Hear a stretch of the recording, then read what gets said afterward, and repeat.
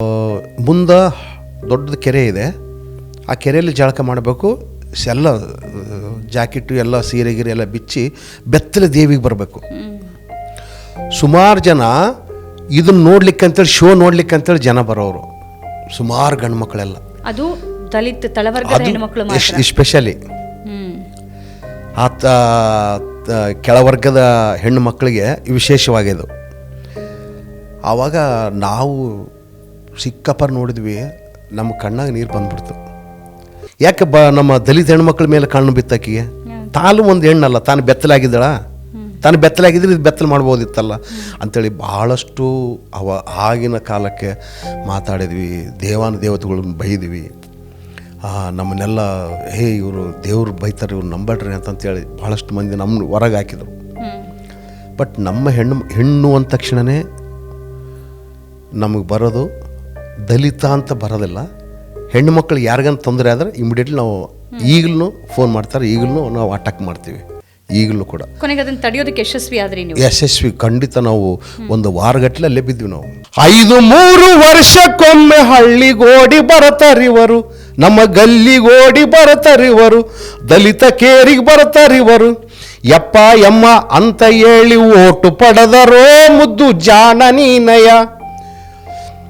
ಓದಿಕೊಂಡ ಯುವಕರನ್ನು ಹಣವ ಕೊಟ್ಟು ಬಳಸಿಕೊಂಡ್ರು, ತಮ್ಮ ಕೆಲಸಕ್ಕಾಗಿ ಬಳಸಿಕೊಂಡ್ರು, ಎಲೆಕ್ಷನ್ಗಾಗಿ ಬಳಸಿಕೊಂಡ್ರು. ಕೆಲಸ ಕೊಡಿಸ್ತೀವಂತ ಕಂತ್ರಿ ಮಾತನೇಳರೋ ಮುದ್ದು ಜಾಣ ನೀನಯ. ಇವ್ರನ್ನ ನಂಬೋದು ಬ್ಯಾಡಿರೋ ಮುದ್ದು ಜಾಣ ನೀನಯ ಅಂತ ನಮ್ಮಲ್ಲಿದ್ದ ಆರಿಸ್ಕೊಂಡು ಹೋಗಿರ್ತಕ್ಕಂಥ ನಾಯಕರುಗಳು ಏನರ್ದಾರಲ್ಲ, ಅವ್ರಿಂಥ ಚಾಂಡಾಳ್ರು, ಅವರು ಭ್ರಷ್ಟರು. ನಮ್ಮ ಮುಂದೆ ಒಂದು ಮಾತಾಡ್ತಾರೆ, ಮಾದಿಗರ ಮುಂದೆ. ಅಲ್ಲಿಗೆ ಹೋದ ತಕ್ಷಣ ಏನಪ್ಪ ಬಿಡೋ, ನಮ್ಮಲ್ಲೇ ಒಂದು ಜಗಳ ಹಚ್ಚೋಕೆ ಚಾಲು ಮಾಡ್ತಾರೆ ಅವರು, ರಾಜಕೀಯ ವ್ಯಕ್ತಿಗಳು. ಇಂಥ ಭ್ರಷ್ಟ ಅಧಿಕಾರಿಗಳು ಇವಾಗ ಸುಮಾರು ಲೀಡರ್ಗಳಾಗಿ ಉಳ್ಕೊಂಡವ್ರೆ. ಈ ಜನ ಹಿಂಗೆ ಕೆಳಗೆ ಇದ್ದಾರೆ, ಅಭಿವೃದ್ಧಿ ಆಗಿಲ್ಲ, ಅಭಿವೃದ್ಧಿ ಆಗಲಿಕ್ಕೆ ಬಿಟ್ಟಿಲ್ಲ ಕೂಡ. ನಮಸ್ಕಾರ, ಚಾಟ್ ರೂಮ್ ಕಾರ್ಯಕ್ರಮಕ್ಕೆ ಸ್ವಾಗತ. ಇವತ್ತಿನ ನಮ್ಮ ಚಾಟ್ ರೂಮ್ ಕಾರ್ಯಕ್ರಮದಲ್ಲಿರೋರು ಡಿಂಗ್ರಿ ನರಸಪ್ಪನವರು. ಇವರು ಡಿಂಗ್ರಿ ನರಸಪ್ಪ ರಾಯಚೂರು ಜಿಲ್ಲೆಯ ಕುಷ್ಟಗಿ ತಾಲೂಕಿನ ಕುದುರೆಮೋತಿ ಗ್ರಾಮದವರು. ಆ ಗ್ರಾಮದ ಸ್ವಾಮಿಯವರು ಮಹಿಳೆಯರ ಮೇಲೆ ದೌರ್ಜನ್ಯ ನಡೆಸಿದ ಸಂದರ್ಭದಲ್ಲಿ ಹೋರಾಟವನ್ನ ಪ್ರಾರಂಭ ಮಾಡಿದವರು. ದಲಿತ ಸಂಘರ್ಷ ಸಮಿತಿಯನ್ನ ಸೇರಿ ದಲಿತ ಸಮುದಾಯಕ್ಕಾಗ್ತಿರುವ ಅನ್ಯಾಯದ ವಿರುದ್ಧ ನಿರಂತರವಾಗಿ ದಶಕಗಳ ಕಾಲ ಹೋರಾಟವನ್ನ ಮಾಡಿದವರು. ಮಾನ್ವಿ ತಾಲೂಕಿನ ಅರವಳ್ಳಿ ಗ್ರಾಮದ ಬೆತ್ತಲೆ ಸೇವೆ, ಅದೇ ತಾಲೂಕಿನ ನೀರಮಾನ್ವಿ ಗ್ರಾಮದಲ್ಲಿನ ದೇವದಾಸಿ ಪದ್ಧತಿ, ಇವುಗಳ ವಿರುದ್ಧ ತಿಂಗಳುಗಳ ಕಾಲ ನಿರಂತರವಾಗಿ ಹೋರಾಡಿ ಆ ಪದ್ಧತಿಗಳನ್ನು ನಿಲ್ಲಿಸುವಲ್ಲಿ ಪ್ರಮುಖ ಪಾತ್ರ ವಹಿಸಿದ್ದಾರೆ. 1991ರಿಂದ ಜಿಲ್ಲಾ ಸಾಕ್ಷರತಾ ಮಿಷನ್ ಅನ್ನ ಸೇರಿ ಜನರನ್ನ ಅಕ್ಷರಸ್ಥರನ್ನಾಗಿ ಮಾಡೋಕೆ ಶ್ರಮಿಸಿದ್ದಾರೆ. 2007ರಲ್ಲಿ ಶ್ರುತಿ ಸಂಸ್ಕೃತಿ ಸಂಸ್ಥೆಯನ್ನ ಹುಟ್ಟುಹಾಕಿ ಜಿಲ್ಲೆಯಾದ್ಯಂತ ಬಾಲ್ಯ ವಿವಾಹ, ಅಸ್ಪೃಶ್ಯತೆ ನಿವಾರಣೆ, ಬಾಲಕಾರ್ಮಿಕ ಪದ್ಧತಿ, ದೇವದಾಸಿ ಪದ್ಧತಿ ಮುಂತಾದವುಗಳ ವಿರುದ್ಧ ಸಕ್ರಿಯ ಜನಜಾಗೃತಿಯನ್ನ ಮೂಡಿಸಿದ್ದಾರೆ. ಅಲ್ಲದೆ ಹೋರಾಟದ ಹಾಡುಗಳು, ನಾಟಕ, ತಮಟೆ ಮುಂತಾದ ಸಾಂಸ್ಕೃತಿಕ ಚಟುವಟಿಕೆಗಳಲ್ಲಿ ಮಕ್ಕಳನ್ನ ತೊಡಗಿಸಿಕೊಂಡು ಸಾಮಾಜಿಕ ಅರಿವನ್ನ ಮೂಡಿಸುವ ಕೆಲಸದಲ್ಲಿ ತೊಡಗಿದ್ದಾರೆ. ಈ ಬಾರಿಯ ಅಂಬೇಡ್ಕರ್ ದಿನಾಚರಣೆ ಸಂದರ್ಭದಲ್ಲಿ ಸ್ಫೂರ್ತಿಧಾಮ ಕೊಡಮಾಡುವ ಬೋಧಿವರ್ಧನ ಪ್ರಶಸ್ತಿಯನ್ನ ಇವರಿಗೆ ನೀಡಿ ಗೌರವಿಸಲಾಗಿದೆ. ಇವತ್ತಿನ ನಮ್ಮ ಚಾಟ್ ರೂಮ್ನ ಅತಿಥಿ ಡಿಂಗ್ರಿ ನರಸಪ್ಪ. ಅವ್ರ ಜೊತೆಗೆ ಮಾತಾಡೋಣ, ಅವರ ಜೀವನ ಗಾಥೆಯನ್ನು ಕೇಳೋಣ, ಅವರ ಸಾಧನೆಗಳು, ಅವರ ಹೋರಾಟ ಎಲ್ಲವನ್ನ ಇವತ್ತಿನ ಕಾರ್ಯಕ್ರಮದಲ್ಲಿ ಅವ್ರ ಜೊತೆ ಮಾತನಾಡೋಣ. ನಮಸ್ತೆ, ಕಾರ್ಯಕ್ರಮಕ್ಕೆ ಸ್ವಾಗತ ಸರ್. ನಮಸ್ಕಾರ ಮೇಡಮ್. ಎಲ್ಲಿಂದ ಶುರು ಮಾಡೋದು ನಿಮ್ಮ 3-4 ದಶಕಗಳ ಹೋರಾಟ, ಬದುಕು, ಬವಣೆ, ಇದೆಲ್ಲದರ ನಂತರ ಈ ಬಾರಿ ಅಂಬೇಡ್ಕರ್ ಜಯಂತಿಯಲ್ಲಿ ಸ್ಫೂರ್ತಿಧಾಮದ ಕಡೆಯಿಂದ ನಿಮಗೆ ಬೋಧಿವರ್ಧನ ಪ್ರಶಸ್ತಿ ಸಿಕ್ಕಿದೆ, ಒಂದು ಅವಾರ್ಡ್ ಸಿಕ್ಕಿದೆ. ಏನು ಅನ್ನಿಸ್ತಿದೆ ಈ ಸಂದರ್ಭದಲ್ಲಿ ತಮಗೆ? ಮೇಡಮ್ ಅವರೇ, ಮೊದಲನೇದಾಗಿ ನನ್ನ ಹೆಸರು ಡಿಂಗ್ರಿ ನರಸಪ್ಪ. ನಾನು ಒಂದು ಹಳ್ಳಿಲಿಂದ, ರಾಯಚೂರು ಜಿಲ್ಲೆ, ರಾಯಚೂರು ತಾಲೂಕು, ಆಶಾಪುರ ಎಂಬ ಒಂದು ಪುಟ್ಟ ಗ್ರಾಮ, ಅದರಲ್ಲಿಂದ ನಾನು ಬಂದಿರತಕ್ಕಂಥವನು. ನಾನು 84ರಲ್ಲಿ ಹೋರಾಟಕ್ಕೆ ಕಾಲಿಟ್ಟೆ. ಅಲ್ಲಿವರೆಗೆ ನಾನು ಊರಾಗ ಚೋಟ ಪುಟ ಕೆಲಸಗಳು ಮಾಡ್ಕೊಂಡು ನನ್ನ ವಿದ್ಯಾಭ್ಯಾಸ ಎಸ್ ಎಸ್ ಎಲ್ ಸಿ ಮುಗಿಸ್ಕೊಂಡೆ ನಾನು. ಆವಾಗ ನಾವು ಓದುವಾಗ ಮಣ್ಣಲ್ಲೇ ಪಾಟಿ, ನಮಗೆ ಮಣ್ಣಲ್ಲೇ ಬರಿಬೇಕು, ಅದನ್ನು ಅಳಿಸ್ಬೇಕು. ಪಾಟಿ ಪೆನ್ಸಿಲ್ ಇದ್ದಿಲ್ಲ, ಆ ಗಟ್ಟಿ ಅಕ್ಷರವು. ಈಗ ನಾನು ಓದಿರತಕ್ಕಂಥ SSLC ಈಗ PhD ಆಗಿರ್ಬೋದೇನೋ. ನನಗೆ ಒಂದು ಹಂತಕ್ಕೆ ಏನಂತಂದರೆ ಮೊದಲನೇದಾಗಿ ನಾನು 84ರಲ್ಲಿ ಈ ಹೋರಾಟಕ್ಕೆ ಕಾಲಿಟ್ಟಾಗ 85ರಲ್ಲಿ ನಮ್ಮ ಕಡೆ ಒಂದು ಈ ಸನ್ಯಾಸಿಗಳು ಅಂತಾರಲ್ಲ, ಸ್ವಾಮೀಜಿಗಳು, ಆ ಸ್ವಾಮೀಜಿಗಳು ಮೇಲೆ ದಲಿತ ಹೆಣ್ಣು ಮಕ್ಕಳ ಮೇಲೆ ಅವ್ರು ಮೊದಲು ಅಟ್ಯಾಕ್ ಮಾಡ್ತಕ್ಕಂಥದ್ದು ನಮ್ಮ ಕುಷ್ಟಗಿ ತಾಲೂಕಿನ ಒಂದು ಹಳ್ಳಿ ಅಲ್ಲ. ಆ ಹಳ್ಳಿಯಲ್ಲಿ ಒಂದು ದಲಿತ ಮಹಿಳೆ, ಒಂದು ಆಯಮ್ಮ ಗಂಡ ಮಾಸ್ಟರ್ ಹೇಳ್ತಾನೆ, ಗಂಡ ಹೋಗ್ಬೇಡ ಮಠಕ್ಕೆ, ಮಹಾಂತಯ್ಯ ಸ್ವಾಮಿ ಅಂಥೇಳಿ ಆ ಸ್ವಾಮಿ ಹೆಸರನ್ನೂ ಹೇಳ್ತೀನಿ. ಅವಾಗ ಹೆಂಗಂದರೆ ಸಿಕ್ಕಾಪಟ್ಟದು ಹೋರಾಟ, ಏನು ಇಷ್ಟಿರ್ತದ ಇದು, ಈ ಹೋರಾಟ ಕಂಟಿನ್ಯೂ ಹಿಂಗೆ ಮಾಡ್ಬೇಕು, ನಾನು ಏನೋ ಒಂದು ಮಾಡಬೇಕು. ಮಾನಸೆ ಗೆಜ್ಜಲ್ಗಟ್ಟ ಅಂಥೇಳಿ ನಮ್ಮ ಕಡೆ ಹಾಯಪ್ಪ, ದಾನಪ್ಪ ನೀಲಗಲ್ ಅಂಥೇಳಿ ಸಾಹಿತಿಗಳು, ಇವರಿಬ್ಬರು ಸಾಹಿತಿಗಳು ನಮಗೆ ರಾಯಚೂರು ಜಿಲ್ಲೆಗೆ ದೊಡ್ಡ ಸಾಹಿತಿಗಳು ಅದಾರ ಅವರು. ಇವ್ರ ಮುಖಾಂತರ ನಾನು ಹೋದೆ. ಆವಾಗ ಆ ಹೋರಾಟಗಳಲ್ಲಿ, ಹಾಡುಗಳಲ್ಲಿ ಹಾಡ್ತಕ್ಕಂಥ ಮತ್ತು ಬೈತಕ್ಕಂಥ ಏನಿದೆಲ್ಲ ಎಲ್ಲೋ ಒಂತಲ್ಲಿ ನನಗೆ ಒಂದು ಚಾಟಿಲಿ ಬಡ್ದಂಗೆ ಆಗ್ತಿತ್ತು. ಓಹೋ, ಎಷ್ಟು ಚೆನ್ನಾಗಿದೆಲ್ಲಪ್ಪ, ಇಷ್ಟು ನೇರವಾಗಿ ಮಾತಾಡ್ಬೋದಲ್ಲ ನಾವು ಕಲ್ತ್ರೆ. ಓಕೆ, ಈಗ ನಾವು ಇಲ್ಲಿ ಬರೋಕ್ಕಿಂತ ಮುಂಚೆ ನೀವು ಹೇಳಿದ್ರಿ, ನೀವು ರಾಯಚೂರು, ಹೈದರಾಬಾದ್, ಕರ್ನಾಟಕ ಅತಿ ಹಿಂದುಳಿದ ಜಿಲ್ಲೆ ನೋಡೋಕೋದ್ರೆ ಅಲ್ಲಿಂದ ಬಂದಿದ್ದು ಅಂತ. ಮೊದಲಿಂದ ಬರೋದಾದರೆ ನಿಮ್ಮ ವಿದ್ಯಾಭ್ಯಾಸ SSLC ಅಂತ ತಾವು ಹೇಳಿದ್ರಿ. 80ರ ದಶಕದಲ್ಲಿ ಓದೋದೇ ಕಷ್ಟ ಆಯಿತು ಎಷ್ಟೋ ಕುಟುಂಬಗಳಿಗೆ, ಅದರಲ್ಲೂ ದಲಿತ ಕುಟುಂಬಗಳಿಗೆ ಇನ್ನೂ ಕಷ್ಟ ಆಯಿತು. ಸಾಮಾಜಿಕ ಪರಿಸ್ಥಿತಿ ಕೂಡ ಅಂಥದ್ದೇನು ಬದಲಾವಣೆ ಆಗಿರಲಿಲ್ಲ. ಹೇಗೆ ನಿಮ್ಮ ಹೇಗಾಯಿತು, ನಿಮ್ಮ ಕುಟುಂಬ ಹೇಗಿತ್ತು, ಆರ್ಥಿಕವಾಗಿ ಹೇಗಿತ್ತು? ಆರ್ಥಿಕವಾಗಿ ನಮ್ಮಪ್ಪ ಒಬ್ಬ ರೈಲ್ವೆ ಎಂಪ್ಲಾಯ್, 1500 ರೂಪಾಯಿ ಸಂಬಳ ಬರ್ತಿತ್ತು. ಇಡೀ ತಿಂಗಳಗಟ್ಟಲೆ ದುಡಿದ್ರೆ 1500 ಸಂಬಳದಲ್ಲೇ ಆ ಸಾಲ ಕಟ್ಕೋಬೇಕು. ಮತ್ತು 90ರಲ್ಲಿ ನನ್ನ ಲಗ್ನ ಆಯಿತು. ಓದಿಸಿದ್ರು ಕಷ್ಟಪಟ್ಟು? ನನ್ನ ಮಕ್ಕಳನ್ನೆಲ್ಲ ಓದಿಸ್ಕೊಂಡೆ. ಅಲ್ಲ, ನಿಮಗೂ ಓದಿಸಿದ್ರು? ನನ್ನ ಓದಿಸಿದ್ರು, ನಾನು ಓದಿದೆ. ಆವಾಗ ಚಡ್ಡಿಗಳೆಲ್ಲ ಹಿಂದೆ ಹರಿತಿದ್ದವು. ಹರಿಯ ಚಡ್ಡಿ ಅದನ್ನ ಹಂಗೆ ಹೊಲ್ಕೊಂಡು ಅದು ನೆನೆಸ್ಕೊಂಡ್ರೆ ಅದು ಏನೋ ಒಂದು ನನಗೆ ದುಃಖ ಅನಿಸ್ತದೆ. ಶಾಲೆ ಪರಿಸ್ಥಿತಿ ಎಲ್ಲ ಹೇಗಿತ್ತು? ಅಂದರೆ ನಿಮ್ಮನ್ನು ನೋಡೋ ರೀತಿ ದಲಿತ ಅಂತ ಬೇರೆ ಥರ ನೋಡ್ತಾ ಇದ್ರೆ ಅದು ಒಂದು ಒಳಗೊಳ್ಳುವಿಕೆ ಅಲ್ಲಿ ಇತ್ತು. ಅವಾಗೇ ಅಸ್ಪೃಶ್ಯತೆ ಜಾಸ್ತಿ ಇತ್ತು. ಅವಾಗ ನಾನು ಕಾಮರ್ಸ್ ಅಂದರೆ ಲೆಕ್ಕದಲ್ಲಿ ಫಾಸ್ಟ್. ನನಗೆ ಭಾಳ ಇಷ್ಟ. ಮಗ್ಗಿಗಳು ಹೇಳ್ಬೇಕಂದ್ರೆ, ಬರಿಬೇಕಂದ್ರೆ ಫಸ್ಟ್ ನರಸಪ್ಪ ಅಂತಿದ್ರು ನನಗೆ. ನರಸಪ್ಪ ನೀನು ಮಗ್ಗಿ ಹೇಳು. ಸರಿ, 20ರವರೆಗೆ ಹೇಳ್ತಿದ್ದೆ. ಅವಾಗೆ 20ರವರೆಗೆ ಇವನೊಬ್ಬನೇ ಹೇಳೋದು. ನಾನು ಊರು ಜನಕ್ಕೆ ಕೇಳಿಸುವಂಗೆ ಓದಿರ್ತಿದ್ದೆ ನಾನು. ಅಷ್ಟು ಧ್ವನಿ. ಅವಾಗ ಈಗಲೂ ಅದೇ ಗತ್ತೆ. ಈಗ ಮಾತಾಡ್ತಿದ್ದೀನಿ ಅಷ್ಟೇ. ಈಗ ಹಾಡುಗಳು, ಹೋರಾಟದ ಹಾಡುಗಳು ಇಂಥವೆಲ್ಲ ನಮಗೆ ಈಗ ಫೀಲ್ಡಲ್ಲಿ ಬಿಟ್ಟರೆ, ಈಗಿನ ಘಟ್ಟಕ್ಕೆ ಫೀಲ್ಡಲ್ಲಿ ಬಿಟ್ಟರೆ ಯಾರು ಏನು ಹೇಳೋದು ಬೇಕಾಗಿಲ್ಲ. ಹಂಗೆ ಬಂದ್ಬಿಡ್ತಾವೆ ಹಾಡುಗಳು. SSLC ಆದ ನಂತರ ವಿದ್ಯಾಭ್ಯಾಸ ಯಾಕೆ ಕಂಟಿನ್ಯೂ ಆಗಲಿಲ್ಲ? ದಲಿತ ಸಂಘರ್ಷ ಸಮಿತಿಗೆ ಯಾವಾಗ ಕಾಂಟ್ಯಾಕ್ಟಿಗೆ ಬಂದ್ರಿ ತಾವು? 84ರಲ್ಲಿ ದಲಿತ ಸಂಘರ್ಷ ಸಮಿತಿಗೆ. ಅಷ್ಟೊತ್ತಿಗೆ ನಿಮ್ಮದು SSLC ಮುಗಿದಿತ್ತು? ಮುಗಿದಿತ್ತು ಮೇಡಮ್, ಮುಗಿದಿತ್ತು. SSLC ಮುಗಿದಿತ್ತು. ಆವಾಗ ಮುಗಿಸ್ಕೊಂಡಿದ್ದೆ ನಾನು ಈ ದಲಿತ ಸಂಘರ್ಷ ಸಮಿತಿಗೆ 84ರಲ್ಲಿ. ನಿಮ್ಮ ಕುಟುಂಬ ಸಪೋರ್ಟ್ ಅಂದರೆ ಸಂಘಟನೆಗಳಿಗೆ ಹೋಗೋದು ಆ ಕಾಲದಲ್ಲಿ ಸಪೋರ್ಟಿವ್ ಆಗಿದ್ರು ಜನ. ನಿಮ್ಗೇನಾದರೂ ಬೇಡ, ನಿನ್ನ ಭವಿಷ್ಯ ನೋಡ್ಕೊ ಅಂತಿತ್ತ, ಅಥವಾ ಇಲ್ಲ ಹೋರಾಟ ಬೇಕು ಸಮುದಾಯದ ಪರವಾಗಿ ಅಂತ ಇತ್ತ, ಹೇಗೆ? ಮೇಡಮ್, ಆಗಿನ ಕಾಲಘಟ್ಟ 2.5 ರೂಪಾಯಿ, 1 ರೂಪಾಯಿ ನಮಗೆ ನಾನು ನೋಡಿದ್ದು ನನಗೆ ಕೊಡ್ತಿದ್ರು ಅವಾಗ. ಕೂಲಿ ಎಲ್ಲನ ಕೆಲಸಕ್ಕೆ ಹೋದ್ರು ಕೂಡ ಅದರಲ್ಲೇ ನಮ್ಮ ಭಾಳ ಸುಖ ಇತ್ತು. ಅಪ್ಪ ಆಫೀಸ್ನಲ್ಲೇ ಇರೋದು, ಕಸ ಬೆಳ್ಕಂತ ಆಫೀಸ್ ಡ್ಯೂಟಿ ಅಪ್ಪಂದು. ಅಮ್ಮ ಕೂಡ ಅಲ್ಲೇ ಇರೋದು. ಅಕ್ಕನವರು ನಾವು ಇರೋದು, ಅಣ್ಣದ್ದು ಒಬ್ಬತ, ಆತ ಬೇರೆ ಫ್ಯಾಮ್ಲಿ. ಹೀಗೆ ನಮಗೆ ಅಲ್ಲಿ ಕಂಡು ಬಂದಿದ್ದು ಮನೆ ಪರಿಸ್ಥಿತಿ ನೋಡಿದ್ರೆ, ನಾವು ಬಿದ್ದ ಒಂದು ಗುಡಿಸಲು, ಅದರಲ್ಲಿ ನಮ್ಮ ಕಡೆ ಜಂಬ ಅಂತಾರೆ ಅದನ್ನು, ಹಾಪ್ ಅಂತ ಈ ಕಡೆ ಹೇಳ್ತಿರ್ಬೋದನ್ನು, ಒಂದು ಹುಲ್ಲು ಅದ್ರ ಮೇಲೆ ಹಾಕ್ಕೊಂಡು ಕಟ್ಟಿಗಳು ಹಾಕ್ಕೊಂಡು ಹಂಗೆ ಚಾಟ್ಲಿ ಹಂಗೆ ಕೂತಿದ್ವಿ. ನಮ್ಮಪ್ಪ ನಮಗೆ ಏನು ಕೊಟ್ಟಿಲ್ಲ. ಅದು ಜೋಪಡಿ ಅಂತ ಕರಿಬೋದು. ಜೋಪಡಿನೇ ಅದು ನಮ್ಮದು. ಅದು ಜೋಪಡಿಯಲ್ಲಿ ನಾವು ಬದುಕಿದ್ವಿ. ಸ್ವಂತ ಊರಲ್ಲೇ. ಅಪ್ಪ ನಮಗೆ ಆಸ್ತಿ ಏನು ಮಾಡಿಲ್ಲ. ಈಗ ಆಸ್ತಿ ಇಡೀ ರಾಜ್ಯದ ಎಲ್ಲ ಜನರಿದ್ದಾರೆ. ಅಲ್ಲ, ಆ ಕಾರಣಕ್ಕೆ ನಿಮ್ಮನ್ನ SSLC ತನಕ ಓದಿಸಿರೋದು ದೊಡ್ಡದೇ, ದೊಡ್ಡದು, ಬಹಳ ದೊಡ್ಡದು. ಆ ಕಾಲಘಟ್ಟಕ್ಕೆ SSLC ಅಂದರೆ ನನಗೆ ನಂಬಲಾರದ ಪರಿಸ್ಥಿತಿ. ನನಗೆ ಅನ್ಸೋದು ಈಗ ಓದಲೇನೋ ಅನ್ಸೋದು. ಈಗ ಬೇಡಪ್ಪ ನಮ್ದೇನು ಓದೋದು, ಅದು ಹುಡುಗರು ಓದಲಿ. ಈ 80ರ ದಶಕ ಅಂದರೆ ದಲಿತ ಸಂಘಟನೆ ಮತ್ತು ದಲಿತ ಹೋರಾಟ ಉಚ್ಛ್ರಾಯ ಸ್ಥಿತಿಯಲ್ಲಿದ್ದಂಥ ಸಮಯ. ಆ ನೆನಪು ಹೇಗಿದೆ ನಿಮಗೆ? ಬೆಂಗಳೂರಿಗೆ ಬಾ ಅಂದರೆ ಸೀದಾ ಬರ್ಬೇಕಷ್ಟೆ ನಾವು. ಒಂದು ಆರ್ಡರ್, ಒಂದು ಕಾಲ್ ಬಂತಂದ್ರೆ ಕಲಾಸ್.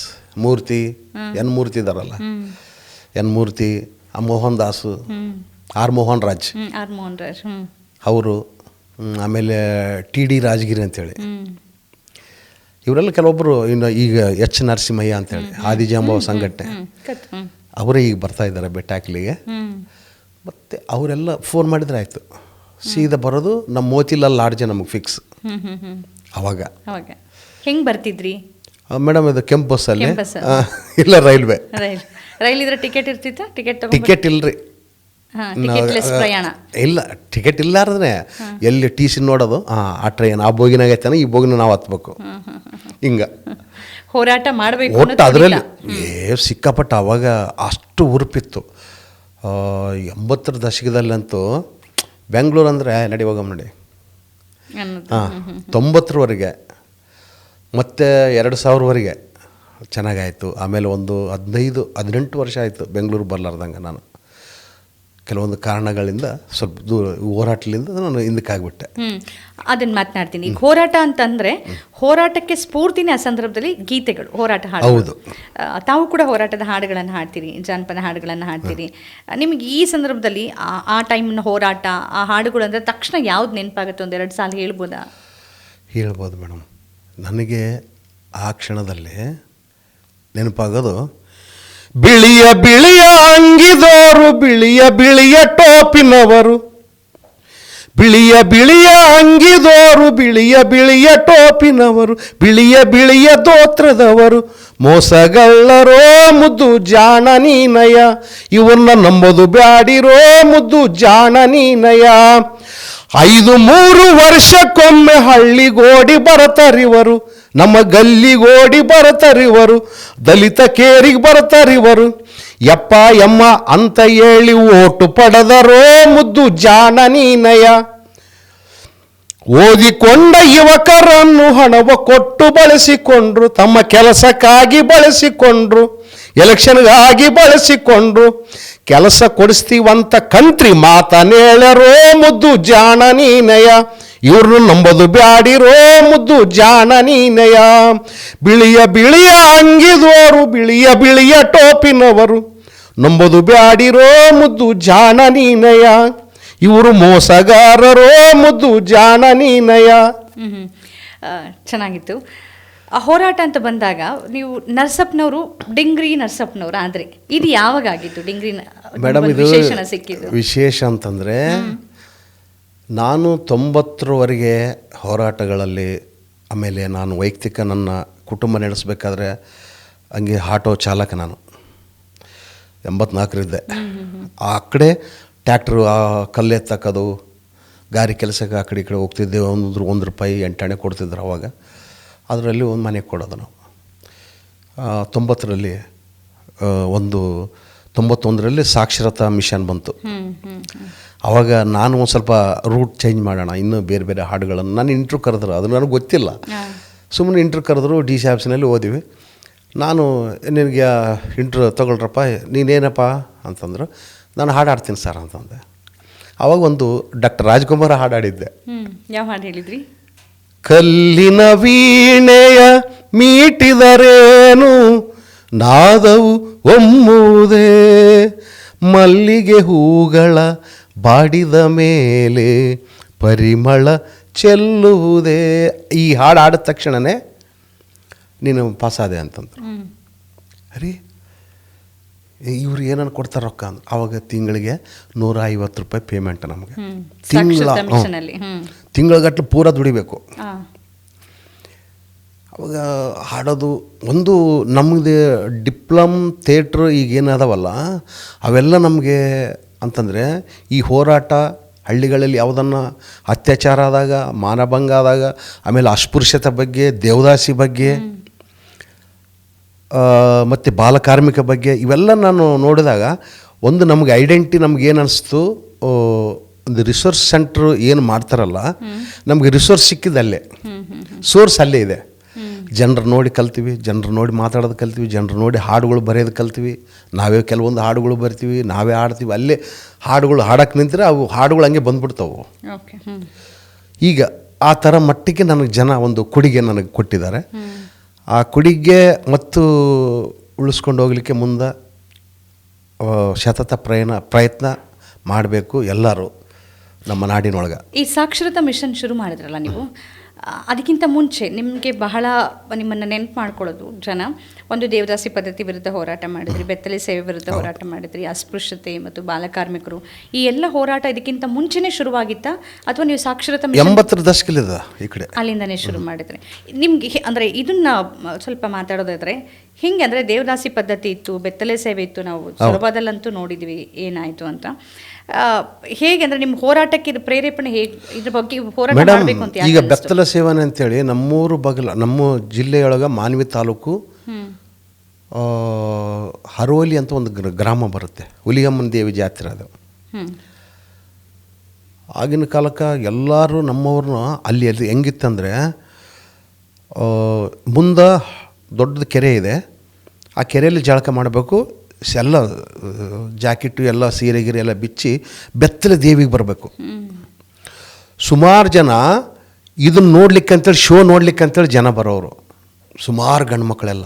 ಅದು ದಲಿತ ತಳವರ್ಗದ ಹೆಣ್ಮಕ್ಳು ಎಸ್ಪೆಷಲಿ ಕೆಳವರ್ಗದ ಹೆಣ್ಣು ಮಕ್ಕಳಿಗೆ ವಿಶೇಷವಾಗಿದೆ. ಆವಾಗ ನಾವು ಸಿಕ್ಕಪ್ಪರ್ ನೋಡಿದ್ವಿ, ನಮ್ಮ ಕಣ್ಣಾಗ ನೀರು ಬಂದ್ಬಿಡ್ತು. ನಮ್ಮ ತಾಯಂದ್ರದ್ದು ಯಾರೇ ಆಗಲಿ, ಅದು ಕೆಲವೊಬ್ಬರು ಕುರುಬರು ಇರ್ತಾರೆ, ಕೆಲವೊಬ್ಬರು ಒಡ್ರು ಇರ್ತಾರೆ, ಆಮೇಲೆ ನಮ್ಮ ಛಲವಾದಿ ಮಾದಿಗರು, ಬೋವಿಗಳು, ಈ ಥರ ಎಲ್ಲರೂ ಸ್ವಲ್ಪ ಸ್ವಲ್ಪ ಅಂದರೆ ನಮ್ಮದೇ ಜಾಸ್ತಿ ಇದ್ದಲ್ಲಿ ಕಾಸ್ಟ್. ಅಲ್ಲಿ ನಮಗೆ ಕಷ್ಟ ಅನಿಸ್ತು. ಅದು ಯಾರು ನೋಡಿ ಅಂದರೆ ಕುರುಬರ ಹೆಣ್ಮಗಳು ನೋಡಿ, ಯಾರೂ ಇಲ್ಲ. ಆ ಹೆಣ್ಮಗಳಿಗೆ ಬೆತ್ತಲೆ ನೀನು ಬರಬೇಕು ಸೀದಾ ಅಂತಂತ ಹೇಳ್ಬಿಟ್ಟಿದ್ದಾರೆ. ಆವಾಗ ಅದ್ರ ಜೊತೆಗೇ ಒಂದು ನಮ್ಮದೊಂದು ದಲಿತ ಮಹಿಳೆ, ನೀನು ನನ್ನ ಜೊತೆಗೆ ಬಾ ಅಂತೇಳಿ ಇಬ್ಬರು ಮಾತಾಡ್ಕೊಂಡಾರ. ನಾನು ಹರಕೆ ಹೊತ್ತೀನಿ, ಹೋಗಮ್ ನಡ್ರಿ. ಅದನ್ನೇ ನಾವು ತಡೆ ಹಿಡಿದಿದ್ದು. ನಮಗೆಲ್ಲ ಲಾಠಿ ಚಾರ್ಜ್ ಆಯ್ತು, ಹಿಂಗೆ ಈ ಥರ ಮಾಡಬಾರ್ದು, ದೇವಿಗೆ ಎಲ್ಲದ ದೇವಿ ಅವಾಗ ನಾವು ತೊಗೊಂಡಿದ್ದು. ದೇವಿ ಎಲ್ಲದಾಳ, ದೇವಿ ಇದ್ದರೆ ಈ ಹೆಣ್ಣು ಮಕ್ಕಳಲ್ಲಿ ಯಾಕೆ ಭೇದ ಭಾವ? ಹುಲಿಗಮ್ಮ ಯಾರು? ಹುಲಿಗಮ್ಮ ಸಾಹುಕಾರದ ಹೆಣ್ಮಗಳು, ಸಾಹುಕಾರನ ಮಗಳಕ್ಕಿ. ಯಾಕೆ ನಮ್ಮ ದಲಿತ ಹೆಣ್ಮಕ್ಳ ಮೇಲೆ ಕಣ್ಣು ಬಿತ್ತಕ್ಕಿಗೆ? ತಾನು ಒಂದು ಹೆಣ್ಣಲ್ಲ, ತಾನು ಬೆತ್ತಲಾಗಿದ್ದಾಳ, ತಾನು ಬೆತ್ತಲಾಗಿದ್ರೆ ಇದು ಬೆತ್ತಲು ಮಾಡ್ಬೋದಿತ್ತಲ್ಲ ಅಂಥೇಳಿ ಭಾಳಷ್ಟು ಆಗಿನ ಕಾಲಕ್ಕೆ ಮಾತಾಡಿದ್ವಿ. ದೇವತೆಗಳನ್ನ ಬೈದ್ವಿ. ನಮ್ಮನ್ನೆಲ್ಲ ಇವರು ದೇವ್ರು ಬೈತಾರೆ, ಇವ್ರು ನಂಬಡ್ರಿ ಅಂತಂತೇಳಿ ಭಾಳಷ್ಟು ಮಂದಿ ನಮ್ಮ ಹೊರಗೆ ಹಾಕಿದರು. ಬಟ್ ನಮ್ಮ ಹೆಣ್ಣು ಅಂದ ತಕ್ಷಣವೇ ನಮಗೆ ಬರೋದು ದಲಿತ ಅಂತ ಬರೋದಿಲ್ಲ. ಹೆಣ್ಣು ಮಕ್ಕಳು ಯಾರಿಗಂತ ತೊಂದರೆ ಆದರೆ ಇಮಿಡಿಯೇಟ್ಲಿ ನಾವು ಈಗಲೂ ಫೋನ್ ಮಾಡ್ತಾರೆ, ಈಗಲೂ ನಾವು ಅಟ್ಯಾಕ್ ಮಾಡ್ತೀವಿ, ಈಗಲೂ ಕೂಡ. ಕೊನೆಗೆ ಅದನ್ನು ತಡೆಯೋದಕ್ಕೆ ಯಶಸ್ವಿ ಆದರೆ ನೀವು? ಯಶಸ್ವಿ ಖಂಡಿತ. ನಾವು ಒಂದು ವಾರಗಟ್ಟಲೆ ಅಲ್ಲೇ ಬಿದ್ವಿ. ನಾವು ಯಾರು ಮಾಡ್ಕೊಳ್ಳಾರ್ದಂಗೆ ಅಲ್ಲೇ ಬಿದ್ದು ಲಾಠಿ ಚಾರ್ಜ್ ಆದರೂ ಕೂಡ ಹಂಗೆ ಮಾಡ್ಕೊಂಡ್ವಿ. ಓಕೆ. ಪೊಲೀಸರು ಹೊಡೆದ್ರು, ಬಡಿದ್ರು, ಎಳ್ಕೊಂಡೋದ್ರು. ಮತ್ತೆ ಬಂದು ಓಡಿ ಅಲ್ಲಿಗೆ ಬಿಡಿಸ್ಕೊಂಡು ಮತ್ತೆ ಬಂದ್ವಿ. ಓಡಿ ಬಂದಿದ್ದೇನೆ, ಮತ್ತೆ ಯಾರು ಮಾಡ್ತಾರೆ ಹಿಂಗೆ ಅಂತೇಳಿ. ಸುಮಾರಲ್ಲಿ ಆಗಿನ ಮಟ್ಟಕ್ಕೆ ಮೇಡಮ್, ಒಂದು ಹೆಣ್ಣು ಮಕ್ಕಳದು ಶೋ ನೋಡಲಿಕ್ಕೆ, ನನ್ನ ತಾಯಂದ್ರದ್ದು ಬದುಕನ್ನು ನೋಡಲಿಕ್ಕೆ ಈ ಅಪ್ಪರ್ ಕ್ಯಾಸ್ಟ್ ಎಲ್ಲರೂ ಬರ್ತಿದ್ದರು. ಗೌಡ್ರು, ಭೂಮಾಲೀಕರು ಅಂತ ಹೇಳ್ತಾರಲ್ಲ ಅವರು, ಬ್ರಾಹ್ಮಣರು, ಇವರೆಲ್ಲರೂ ಬಂದು ಈ ಮಕ್ಕಳನ್ನ ವಿಶೇಷವಾಗಿ ಅಲ್ಲಿ ನೋಡ್ತಕ್ಕಂಥದ್ದು ದೃಷ್ಟಿಕೋನನೇ ಬೇರೆ ಅವ್ರದ್ದು. ಈಗ ನಾವು ನಮ್ಮ ತಾಯಿ ಅಂದಾಗ ನಮಗೆ ಒಂದು ನೋವಾಗುತ್ತೆ, ಅದು ಹೆಣ್ಣು ಮಕ್ಕಳಲ್ಲಿ ವಿಶೇಷವಾಗಿ ಅಂದಾಗ ನಮಗೆ ನೋವು ಬರುತ್ತೆ. ಇದು ಏನು ತಡಿಬೇಕು ಅಂಥೇಳಿ ಭಾಳಷ್ಟು ಪ್ರಯತ್ನ ಮಾಡಿ ಎಲ್ಲ ಸಂಘಟನೆಗಳ ಮುಖಾಂತರ ನಮ್ಮಲ್ಲಿ ಒಂದು ಹೋರಾಟ ಮಾಡಿ ಯಶಸ್ವಿ ಕಂಡುಕೊಂಡಿದೆ. ಸರ್ಕಾರ ಕೂಡ ಅದನ್ನು ನಿಷೇಧ ಮಾಡಿ. ಹೌದು. ಅದಾದಮೇಲೆ ದೇವದಾಸಿ ಇವತ್ತಿಗೂ ನಿಮಗಿದೆ. ಈಗ ಸರ್ಕಾರ ಅದನ್ನು ನಿಷೇಧ ಮಾಡಿದ್ರು ಕೆಲವು ಭಾಗದಲ್ಲಿ ದೇವದಾಸಿಯಾಗಿ ಬಿಡೋದು. ಮೊನ್ನೆ ತಾನೇ ಯಾವುದೋ ಒಂದು ವರದಿ ಆಯಿತು, ಒಂದು ದೇವದಾಸಿ ಆಗ್ತಿರೋ ಹೆಣ್ಮಗಳನ್ನ ಅಧಿಕಾರಿಗಳು ಕಾಪಾಡಿ ಇಷ್ಟಪಟ್ಟು ಹುಡುಗನ ಜೊತೆ ಮದುವೆ ಮಾಡಿಸಿದ್ರು ಅಂತ. ಇದ್ರ ವಿರುದ್ಧ ಹೇಗಿತ್ತು ನಿಮ್ಮ ಹೋರಾಟದ ಅನುಭವ? ಮೇಡಮ್ಮು ಇದಾದ ತಕ್ಷಣನೇ ನೀವೊಬ್ರು ಸ್ವಾಮೀಜಿ ಹೆಸರು ಕೂಡ ಹೇಳಿದ್ರಿ. ಅಂತಯ್ಯ ಸ್ವಾಮಿ. ಈಗ ಇದಾದ ತಕ್ಷಣ ನಾವೇನು ಮಾಡಿದ್ವಿ, ಈಗ ಕೊಪ್ಪಳ, ಗದಗ್, ಬಿಜಾಪುರ, ಬಾಗಲಕೋಟ, ಜಮಖಂಡಿ, ಗೋಕಾಕ್, ಘಟಪ್ರಭಾ, ರಾಯಚೂರು, ಯಾದಗಿರಿ ಇವೆಲ್ಲ ದೇವದಾಸಿ ಸೆಂಟ್ರ್ ಏರಿಯಾ ಇವು. ಇದಕ್ಕೆಲ್ಲ ಬೆಳಗಾಂ. ಆಗಿನ ಕಾಲಕ್ಕೆ ನಮ್ಮ ಇವ್ರು ಹೇಳ್ತಿದ್ರು, ಯಾರು ಮಾನಸಯ್ಯ ಅಂತೇಳಿ ನಮ್ಮ ಸಾಹಿತಿಗಳು, ಮಾನಸಯ್ಯ ಮತ್ತು ದಾನಪ್ಪ ನಿಲಗಲ್ ಅವರು,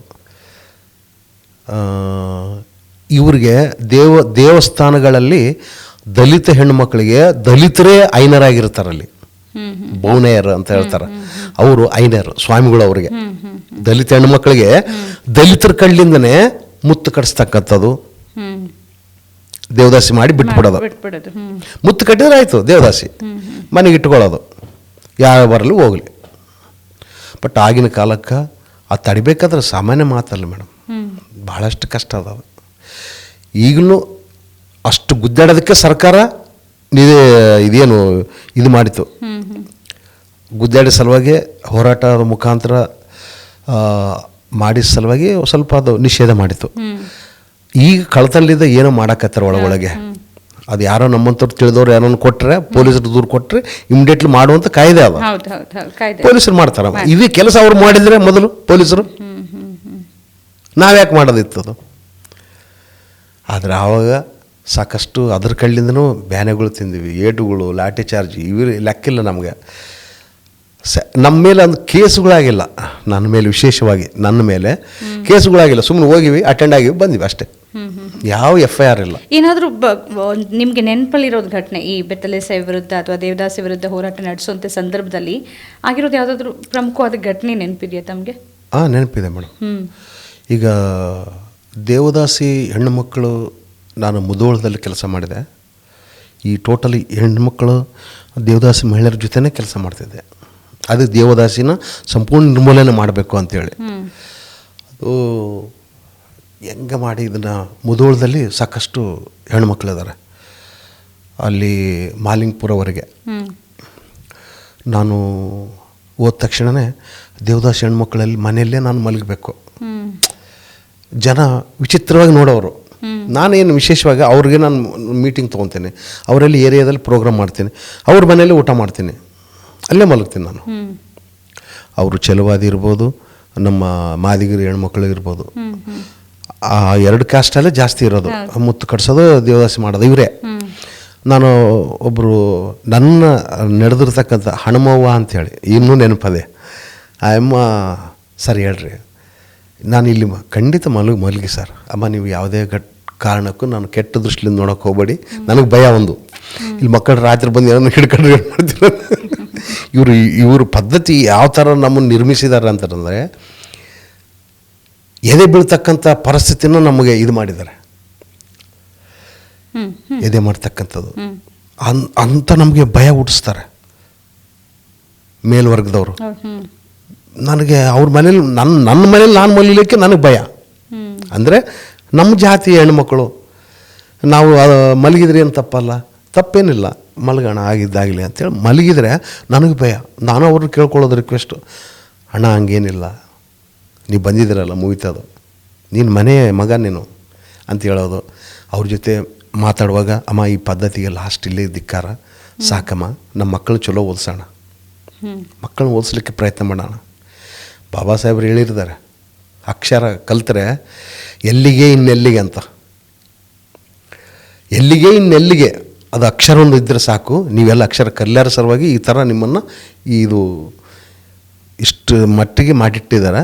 ಬಟ್ ನಮ್ಮ ಮಕ್ಕಳಿಗೆ ಒಂದು ಶಾಲೆಗೆ ಕಳಿಸ್ರಿ, ಒಂದು ಇದು ಮಾಡೋಣ, ಹೋರಾಟ ಮಾಡೋಣ ಅಂತೇಳಿ ಮುಧೋಳದಲ್ಲಿ ಸುಮಾರು ಹಳ್ಳಿಗಳಲ್ಲಿ, ಪಂಪ, ರನ್ನನೂರು, ಬೆಳಗಳಿ ಅವೆಲ್ಲ ನಾವು ಕಟ್ಟಿರ್ತಕ್ಕಂಥ ಮೂಮೆಂಟ್ ಕಟ್ಟಿರ್ತಕ್ಕಂಥ ನಾಯಿಗಳು, ಮುಧೋಳ ನಾಯಿಗಳು ಅಂತೂ ಇಟ್ಟು ಎತ್ತರ ಇರ್ತಾವೆ, ಅಲ್ಲಿ ಹಕ್ಕಂತ ಗಾಡಿ ಮೇಲೆ ಬಂದುಬಿಡ್ತಾವೆ. ನಾಯಿ ಕಡಿಸ್ಕೊಂಡು ಕೆಳಗೆ ಬಿದ್ದೀವಿ, ಹಂಗೆ ಹೋದ್ವಿ. ಆ ತಾಯಂದ್ರ ಜೊತೆ ಮಾತಾಡಿ ಸಭೆಗಳು ಮೀಟಿಂಗ್ಗಳು ಇವೆಲ್ಲ ಮಾಡಿ ಮಾಡಿ ಮಾಡಿ ದೊಡ್ಡ ಪ್ರೋಗ್ರಾಮ್ ಮಾಡಿಬಿಟ್ವಿ.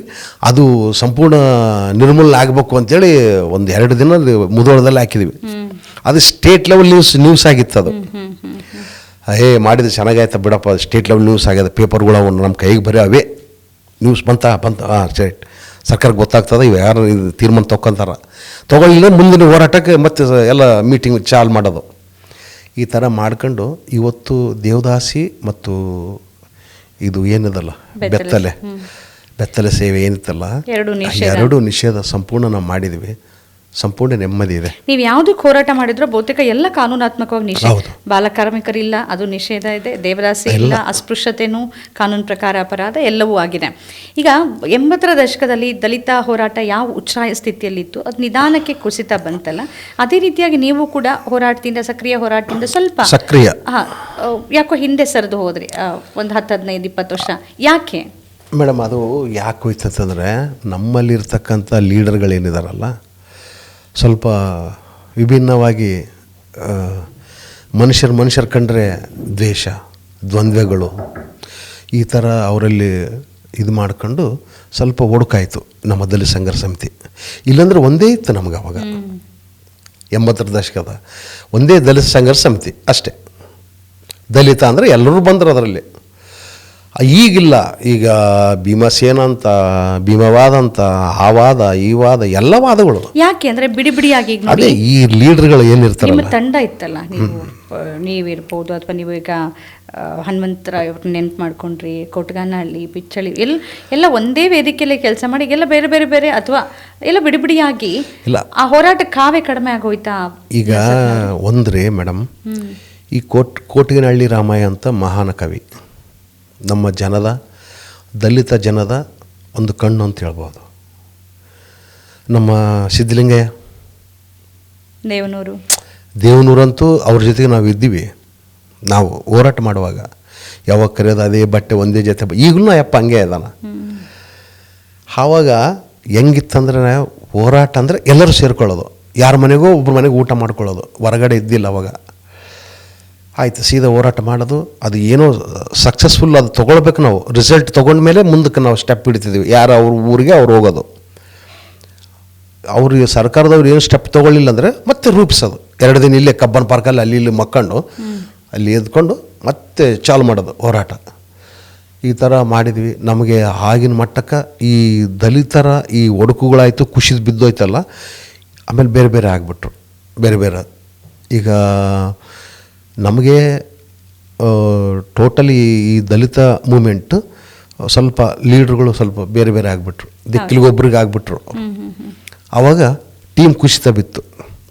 94-95ರಲ್ಲಿ MRHS ಅಂತ ಬಂತು, ಮಾದಿಗ ಮೀಸಲಾತಿ ಹೋರಾಟ ಸಮಿತಿ ಅಂತ. ಅವಾಗೇ ಚಾಲು ಆಯಿತು. ನಾವು ಚಾಲು ಮಾಡಿದ್ದದು ಸ್ಟಾರ್ಟಿಂಗ್. ನಾನು ಫೌಂಡರ್. ರಾಯಚೂರು ಜಿಲ್ಲೆಯಲ್ಲಿ ಅಂದರೆ ಆಂಧ್ರದ ಹೋರಾಟದ ಪ್ರಭಾವ ಕೂಡ ಇತ್ತು ಅಲ್ಲಿ. ನಮ್ಮದು ಭಾಳ ಆಂಧ್ರ ಸಮೀಪ, ಬಾರ್ಡರ್ ಅಲ್ಲ. ನಮಗೆ MRHS ಅಂತ ಮಾಡಿದ್ವಿ. ಆವಾಗ ನಮಗೆ ಇಲ್ಲಿ ಪಾರ್ಥ ಸಾರಥಿ ಅಂತೇಳಿ ಒಬ್ಬರು ನಮಗೆ ಅವರೇ ಈ ವಿಷಯವನ್ನು ತಂದು ಕೊಟ್ಟರು. ಆವಾಗ ದಲಿತ ಸಂಘರ್ಷ ಸಮಿತಿ ಕುಸಿದು ಬಿದ್ದಿತ್ತು. ನೀವು ಹೇಳ್ದಂಗೆ ಯಾರು ಹೋಗ್ತಿದ್ದಿಲ್ಲ. ನಾವು ಸುಮ್ಮನೆ ಎಲ್ಲರೂ ಲೀಡ್ರುಗಳು ಒಬ್ಬೊಬ್ಬರು ಒಂದೊಂದು ನಮ್ಮನ್ನು ನೋಡ್ತಾರೆ, ಬ್ಯಾಡ್ ಬಿಡಪ್ಪ ಸುಮ್ಮನೆ ಇದ್ವಿ. ಈ ಅಪ್ಪ ಬಂದು ನಮ್ಗೆ ಮತ್ತೆ ಎಬ್ಬಿಸಿದ್ರು, ಇದು ಮಾದಿಗರು ಸಪ್ರೇಟ್ ಮಾಡಿರಿ ಮೀಸಲಾತಿ ಸಲುವಾಗಿ ಒಂದು ಹೋರಾಟ ಮಾಡೋಣ ಕಣೋ ಅಂತ ಹೇಳ್ಬಿಟ್ರು. ಆವಾಗ ಮತ್ತೆ JV ರಾಜು ಅಂಥೇಳಿ, ಆಮೇಲೆ ನಮ್ಮ S ಮಾರಪ್ಪ ಅಂಥೇಳಿ ವಕೀಲರು, ಆಮೇಲೆ ಶಿವಪುತ್ರಪ್ಪ ಬೇರಿ ಈ ತಂಡದಲ್ಲಿ ಮೇನ್ ಪಾತ್ರದಳು, ಮತ್ತು ಡಿಂಗ್ರಿ ನರಸಪ್ಪ. ನಾನು ಎಲ್ಲಿಗೇನು ಹೋಗ್ಬೇಕಾದ್ರೆ ನಾನು ಹಿಡ್ಕೊಂಡು ಹೋಗ್ತಿದ್ರು. ಅವ್ರು ಭಾಷಣ ಮಾಡಬೇಕಾದ್ರೆ ಒಂದು ಹಾಡು ಆಡಬೇಕು, ಡಿಂಗ್ರಿ ಹಿಡ್ಕೊಂಡು ಹೋಗೋದು.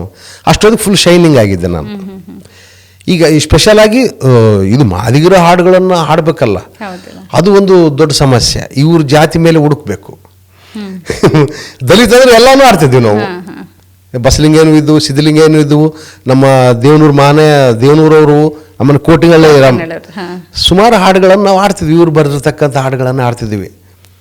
ಆ ಕಪ್ಪು ಮನುಜರು ನಾವು, ನಮ್ಮ ಇವರು ಮೊನ್ನೆ ನಮ್ಗೆ ಅವಾರ್ಡ್ ಕೊಟ್ರಲ್ಲ, ಅವ್ರೂ ಇದ್ರು.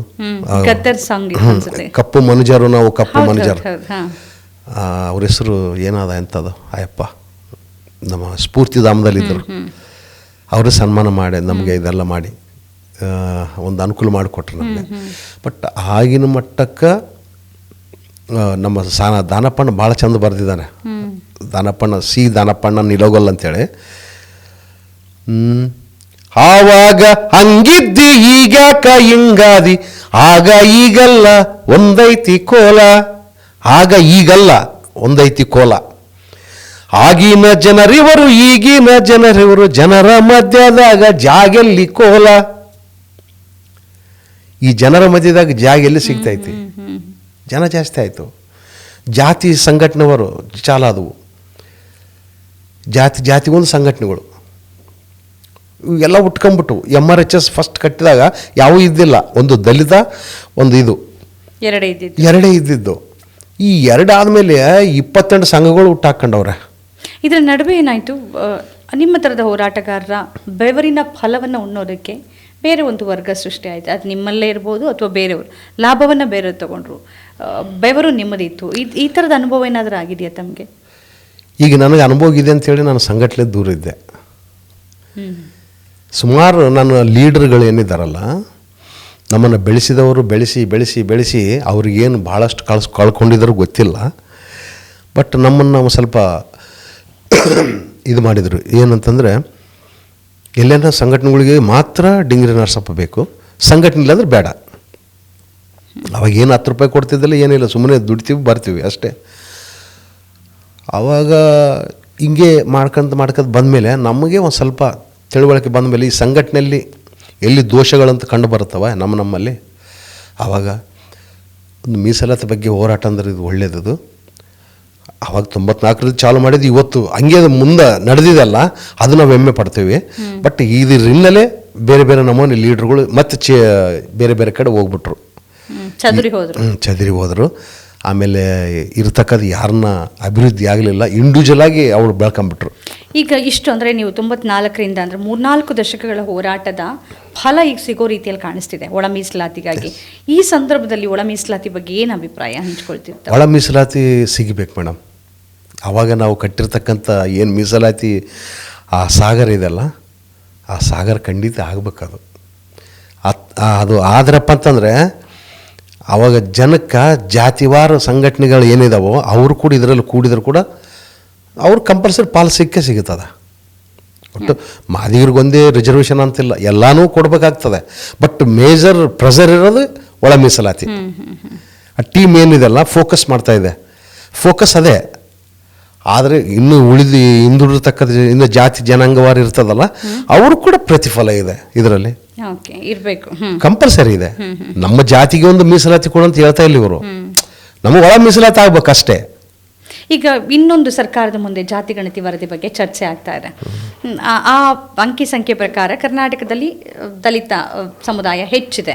ಇನ್ನೊಂದು ಅವರಲ್ಲಿ ಶಿಫಾರಸಲ್ಲಿ ಬರುತ್ತೆ, ಪ್ರವರ್ಗ 1ರಲ್ಲಿ ಕೆನೆಪದರವನ್ನು ಕ್ರಿಮಿ ಲೇಯರನ್ನು ಮಾಡಬೇಕು ಅಂತ. ಯಾಕೆಂದರೆ ಮೀಸಲಾತಿಯನ್ನು ತೊಗೊಂಡವ್ರು ಈ ಕೋಟ್ಯಾಧಿಪತಿಗಳಾಗಿದ್ದಾರೆ, ಸವಲತ್ತನ್ನು ತಗೋತಾ ಇದ್ದಾರೆ.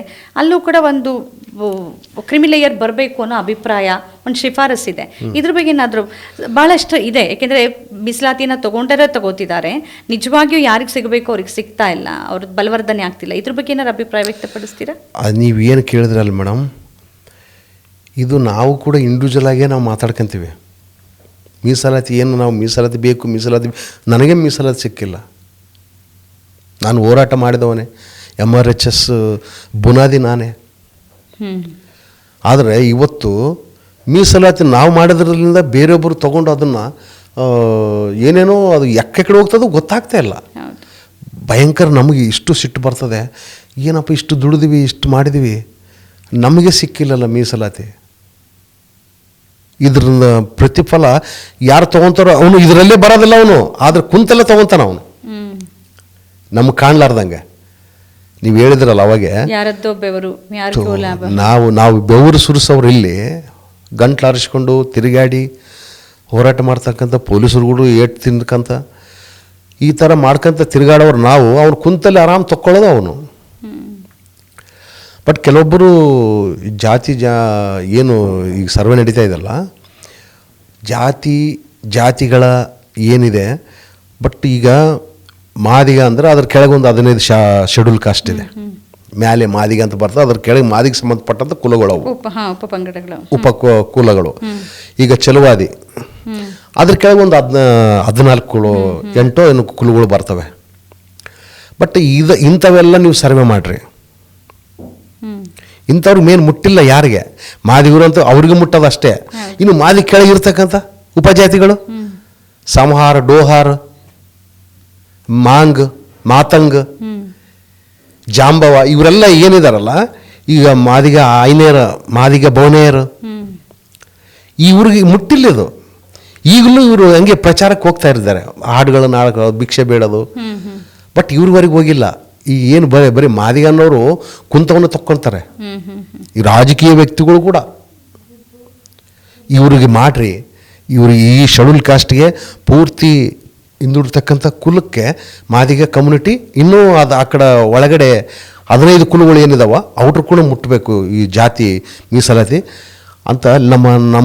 ನಮ್ಮಲ್ಲಿದ್ದ ಆರಿಸ್ಕೊಂಡು ಹೋಗಿರ್ತಕ್ಕಂಥ ನಾಯಕರುಗಳು ಏನರ್ದಾರಲ್ಲ, ಅವ್ರಿಂಥ ಚಾಂಡಾಳ್ರು, ಅವರು ಭ್ರಷ್ಟರು. ನಮ್ಮ ಮುಂದೆ ಒಂದು ಮಾತಾಡ್ತಾರೆ ಮಾದಿಗರ ಮುಂದೆ, ಅಲ್ಲಿಗೆ ಹೋದ ತಕ್ಷಣ ಏನಪ್ಪ ಬಿಡು, ನಮ್ಮಲ್ಲೇ ಒಂದು ಜಗಳ ಹಚ್ಚೋಕೆ ಚಾಲು ಮಾಡ್ತಾರೆ ಅವರು ರಾಜಕೀಯ ವ್ಯಕ್ತಿಗಳು, ಇಂಥ ಭ್ರಷ್ಟ ಅಧಿಕಾರಿಗಳು. ಓಕೆ, ನಿಮ್ಗೆ ಅನ್ಸುತ್ತಾ ಇದು ಅಂದರೆ ಹೌದು ಬೇರೆ ಬೇರೆ ಕಾರಣಕ್ಕೆ ಬೇಜಾರಾಗಿ ನಿಮ್ಮ ಥರದ ಅನೇಕ ಹೋರಾಟಗಾರರು ಬಿಡಿಬಿಡಿಯಾಗಿ ಹೊರಗಡೆ ನಿಂತಿದ್ದಾರೆ ಬೇಡ ನಮಗೆ ಅಂತ, ಅಥವಾ ಅವರ ಮಟ್ಟದಲ್ಲಿ ಹೋರಾಟ ಮಾಡ್ತಿದ್ದಾರೆ. ಇವತ್ತಿಗೆ ಒಂದು ಸಮುದಾಯದ ರಾಜಕೀಯ ಪ್ರಾತಿನಿಧ್ಯ ಅಥವಾ ಸಮುದಾಯಕ್ಕೆ ನ್ಯಾಯ ಬೇಕು ಅಂತಂದರೆ ಒಂದು ಸಮುದಾಯ ಒಟ್ಟಿಗೆ ಬರೋದು ಅಗತ್ಯ ಅಂತ ಅನ್ಸುತ್ತಾ? ಎಲ್ಲರೂ ಮತ್ತೆ ಒಗ್ಗಟ್ಟಾಗೋದು ಕಂಪಲ್ಸರಿ ಆಗುತ್ತೆ. ಇಡೀ ರಾಜ್ಯದಾಗ ಎಲ್ಲರೂ ಒಂದು ಕಡೆ ಸೇರ್ತಾರೆ. ನಾವು ರಾಯಚೂರಲ್ಲಿ ಮಾಡಿದ್ವಿ.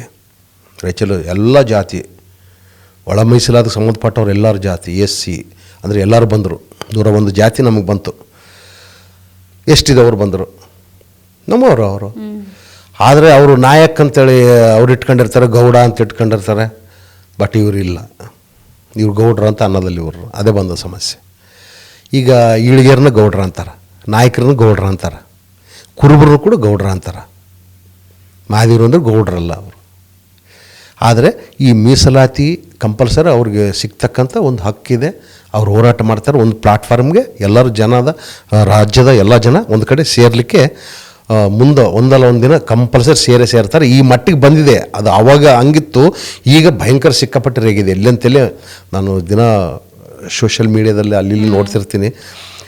ಭಾಳಷ್ಟು ನನಗೆ ಅದು ನೋಡಿದಾಗ ಬೆಂಗಳೂರು ಕಡೆ ಸುಮಾರು ಏರಿಯಾಗಳಲ್ಲಿ ಮಾಡ್ತಿರ್ತಾರೆ, ಮಾದಿಗ ಮೀಸಲಾತಿ ಹೋರಾಟ ಸಮಿತಿಗೆ ಜಯವಾಗಲಿ, ಖುಷಿ ಅನಿಸ್ತದೆ ನನಗೆ. ನಾನು ಎಲ್ಲೇನು ಸಮೀಪದವ್ರು ಹೋಗ್ಲಿ ನನಗೆ ಗೊತ್ತಿಲ್ಲ. ಈಗ ಸಾಕಷ್ಟು ಬೆಂಗಳೂರು ಬೆಳೆದು ಬಿಟ್ಟಿದೆ. ನಮ್ಗೆ ಅವಾಗ ಏನಿಲ್ಲ, ಬರೀ ವಿಧಾನಸೌಧ ಸೀದಾ ಹೋಗ್ತಿದ್ದೀವಿ. ಈಗ ಅಲ್ಲಿಗೆ ಹೋಗ್ಬೇಕಾದ್ರೆ ಪಾಸ್ ಕೊಡ್ಬೇಕಂತೆ, ಏನೇನು ನಮ್ಮನ್ನು ಊಟ್ಸ್ಯಾರ. ಬೆಂಗಳೂರು ಕಟ್ಸಿದವ್ರು ಯಾರು ಅನ್ನೋದು ಗೊತ್ತಿಲ್ಲ ಈ ಮಂದಿಗೆ. ಇಂಥ ಒಂದು ಪರಿಸ್ಥಿತಿಯಲ್ಲಿ ಬದುಕುವಾಗ ನಮ್ಮಲ್ಲಿದ್ದ ಆರಿಸ್ಕೊಂಡು ಓಟು ಆಗಿದ ತಕ್ಷಣ ಆರಿಸಿ ಹೋಗಿರ್ತಕ್ಕಂಥ ವ್ಯಕ್ತಿ ಸುಳ್ಳು ಮಾತುಗಳು, ಪಳ್ಳು ಭರವಸೆಗಳನ್ನು ಕೊಟ್ಟು ಇವಾಗ ಸುಮಾರು ಲೀಡರ್ಗಳಾಗಿ ಉಳ್ಕೊಂಡವ್ರೆ. ಈ ಜನ ಹಿಂಗೆ ಕೆಳಗೆ ಇದ್ದಾರೆ. ಅಭಿವೃದ್ಧಿ ಆಗಿಲ್ಲ, ಅಭಿವೃದ್ಧಿ ಆಗಲಿಕ್ಕೆ ಬಿಟ್ಟಿಲ್ಲ ಕೂಡ. ಮಾದಿಗ ಕಮ್ಯುನಿಟಿಯಲ್ಲಿ ಇವಾಗ ಮಾದಿಗ ಕಮ್ಯುನಿಟಿ ಅಂದರೆ ಒಬ್ಬರು ಬಿಗಿನಿಂಗ್ ಒಂದು ಸ್ವಲ್ಪ ಹೇಳ್ತೀನಿ ನಾನು, ಇದು ಇಲ್ಲಾರ ಇವನು ಮಾದಿಗನೇ, ಇವನು ಇಲ್ಲಿ ಹೇಳ್ಕೊಳಕ್ಕೆ ಇವನಿಗೇನು ತ್ರಾಸಾಗೈತೆ ಬೇಡ ಅಂತ ಬಿಟ್ಬಿಡ್ತಾನೆ ಇವನು ಸ್ವಲ್ಪ ಹಂಗೆ ಮೇಲೆ ಹೋಗ್ಬಿಡ್ತಾನೆ. ಆದರೆ ಈ ಜಾತಿ ಏನಿದೆಲ್ಲ, ಈ ಜಾತಿ ಒಂದು ನಾನು ಮಾದಿಗ ಅನ್ನೋದು ಪ್ರತಿಯೊಬ್ಬರಿಗೆ ಬಂದರೆ ಖಂಡಿತ ಇಷ್ಟುವರೆಗೆ ಬಂದಿದೆ ಅಂದರೆ ಇನ್ನೂ ಸ್ವಲ್ಪ ಅದೇನು ಆಗ್ಲಿಕ್ಕೇನು ದೂರ ಇಲ್ಲ.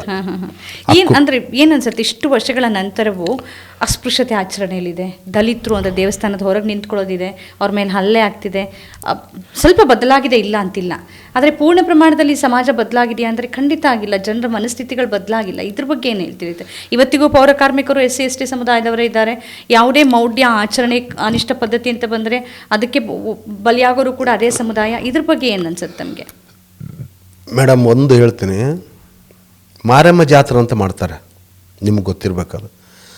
ಮಾರಮ್ಮ ಜಾತ್ರೆಗೆ ಮಾದ್ರೆ ಕ್ವಾಣ ಕಡಿಬೇಕು ಅದನ್ನು. ಆವಾಗ ಹಿಂದಿನ ಕಾಲದಲ್ಲಿ ಯಾಕೆ ಇದು ಮಾರಮ್ಮ ಜಾತ್ರೆಗೆ ನಮ್ಮೂರಲ್ಲಿ ನಮ್ಮ ಅಣ್ಣ ಮಾಡಿರ್ತಕ್ಕಂಥ ಒಂದು ಹೋರಾಟ ದೊಡ್ಡದದು, ಸ್ಟ್ರಗಲ್ ಅದು. ಆವಾಗ ಹೋಟ್ಲುಗಳಲ್ಲಿ ಮುಟ್ಸ್ಕೊಳ್ತಿದ್ದಿಲ್ಲ ಅಸ್ಪೃಶ್ಯತೆ. ನೀನು ಹಿಂಗೆ ಯಾಕೆ ಬಂದಿರಿ, ಯಾರನ್ನೊಬ್ಬರು ಗೌಡ್ಸಾನಿ ಹೆಣ್ಮಕ್ಳು ಹಿಂಗೆ ನೀರು ತಂದರೆ ಈ ಸಡನ್ಲಿ ಒಬ್ಬರು ಮಾದ್ರು ಹೋದರೆ ನಿಮ್ಮ ಗಾಳಿ ತಳ್ತದೋ ನಮಗೆ, ಅಪಚಾರ ಅಪಚಾರ ಅಂತ ಹೇಳೋದು ಬ್ರಾಹ್ಮಣರು. ಮತ್ತೆ ಹೋಗಿ ಜಳಕ ಮಾಡಿ ಬರೋದು, ಮಡಿಲಿ ಬಂದು ಇವರು ಇದು ಬಂದು ಸೇವೆ ಮಾಡೋದು ದೇವರಿಗೆ. ಆವಾಗಿದ್ದಿಲ್ಲ, ಅದಕ್ಕೆ ಪೂಜಾರಿ ನಮ್ಮವರೇ ಮಾದಿಗರಿದ್ದರು. ಆದರೆ ಕೋಣ ಕಡಿಬೇಕಾದ್ರೆ ಮಾದ್ರೆ. ಆದರೆ ಹೆಂಗೆ ಬ್ರಾಹ್ಮಣರು ಹೆಂಗೆ ಸೃಷ್ಟಿ ಮಾಡ್ಯಾರ ನೇರವಾಗಿ ಹೇಳ್ತೀನಿ, ಕೋಣನ ಬಾಯಿಗೆ ಕೋಣನ ಕಾಲು. ಅಂದರೆ ಸಾವುಕಾರನ ಹೆಣ್ಣುಮಗಳು ಆಕಿ 7 ಮಂದಿ ಅಕ್ಕ ತಂಗಿಯರು, ಎಲ್ಲಮ್ಮ, ಹುಲಿಗಮ್ಮ, ದುರ್ಗಮ್ಮ, ಇವರೆಲ್ಲ ಮಾರಮ್ಮ, ಇವರು 7 ಮಂದಿ ಅಕ್ಕ ತಂಗಿಯರು. ಇವರು ಮಾತಾಡಿಕೊಂಡು ಈ ದಲಿತ ಹೆಣ್ಮಕ್ಳನ್ನ ತೊಗೋಬೇಕು, ದಲಿತರನ್ನ ನಾವು ಇಟ್ಕೋಬೇಕು ಅದು ಬಂದಸ್ತಲ್ಲಿ. ಅವಾಗ ನೇರವಾಗಿ ಮಾರಮ್ಮ ಬರ್ತಾಳೆ ಒಂದಿನ ದಲಿತರು ಪೂಜೆ ಮಾಡುವಾಗ. ದಿನ ತೊಳೆದು ಆಕಿನ್ನ ಸೀರೆ ಉಡಿಸಿ ಹೂವು ಎಲ್ಲ ಮುಡಿಸಿ ದಿನ ಆ ರೂಪ ಕುಂತಿರ್ತಕ್ಕಂಥ ರೂಪನ ಒಂದು ಸರ್ತಿ ದೇವಿ ಆಗ್ತಾಳೆ. ದೇವಿಯಾಗಿ ಬಂದು ಮಾರ್ಯಪ್ಪ ನಿನ್ನ ಮೇಲೆ ಭಾಳ ಮನಸ್ಸಾಗೈತು, ನೀನು ಭಾಳ ಶ್ರದ್ಧೆಯಿಂದ ನೀನು ಪೂಜೆ ಮಾಡ್ತಿದ್ದೆ, ಯವ್ವ ನೀನು ಹೆಚ್ಚಿನ ಕುಳ್ದಕ್ಕೆ ನನ್ನ ಸೇವೆ ಮಾಡೋಕ್ಕೆ ಬಿಟ್ಟಾರ, ಅಷ್ಟೇ ನಿನ್ನ ಸೇವೆ ಮಾಡ್ತೀನಿ ಅವ್ವ, ಬೇಡವ್ವ ನನ್ನ ಮೇಲೆ ಇಷ್ಟಪಟ್ಟಿದ್ದಳು ಮಾರಮ್ಮ, ಇವನ ಮೇಲೆ ಇಷ್ಟಪಟ್ಟಿದ್ದಳು ದೇವಿ. ಆದರೆ ಇವನು ಅಂಥ ಕೆಲಸ ಮಾತು ತಪ್ಪಾದವನೇ ಮಾದಿಗ. ಮಾತು ತಪ್ಪಿದವನು ಅಂತ ಹೇಳ್ತಾರೆ, ಅಲ್ಲ ತಪ್ಪಾದವನೇ ತಪ್ಪದವನು. ಸರಿ ಸರಿ ಸರಿ ಸರಿ.